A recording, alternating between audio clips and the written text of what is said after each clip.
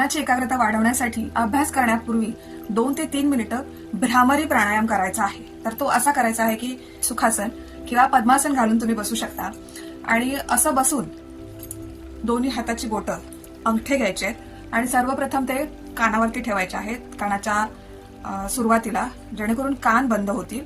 त्याच्यानंतर हे बोट असं डोळ्यावरती ठेवायचे, मधलं बोट असं नाकावरती ठेवायचे आणि ही 2 बोटं एक वरच्या ओठाकडे आणि खालच्या ओठाच्या मध्ये असं ठेवायचं आणि कान बंद करून घ्यायचे आहेत, नाक बंद करायचे नाहीये, डोळे बंद आणि दीर्घ श्वास घ्यायचे।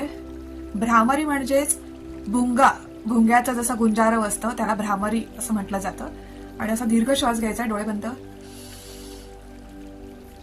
आणि श्वास सोडताना असा भुंग्यासारखा आवाज करायचा आहे। लक्षात घ्या, कानाचे होल दाबायचे नाहीयेत, डोळे घट्ट बंद करायचे नाहीत आणि घशावरती ताण येईल एवढा सुद्धा मोठा आवाज काढायचा नाही। आपला नैसर्गिक जसा आवाज आहे तसा आवाज काढायचा आहे।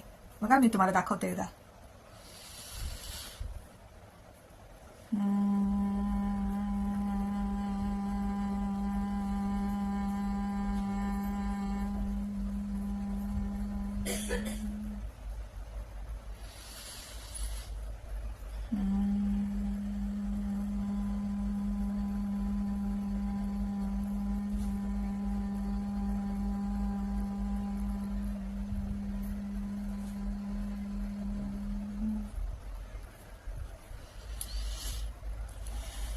असं 5 ते 10 वेळा करायचं आहे।